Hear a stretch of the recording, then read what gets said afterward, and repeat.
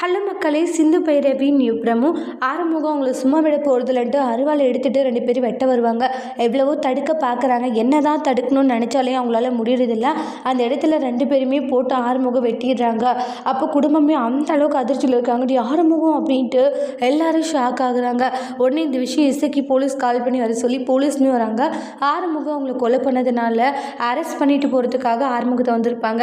இதெல்லாம் நினச்சி இசைக்கு சிரிச்சிட்டு இருக்காங்க. இது எல்லாமே இசைக்கு கனவா? நான் கூட உண்மை எல்லாம் நினச்சிட்டு இருந்தேன். நம்ம கனவு தான் இவ்வளோ நேரம் சந்தோஷப்பட்டுக்கிட்டு இருந்தோமா, சீக்கிரமாகவே கனவு நிஜமாக போகுதுன்றாங்க.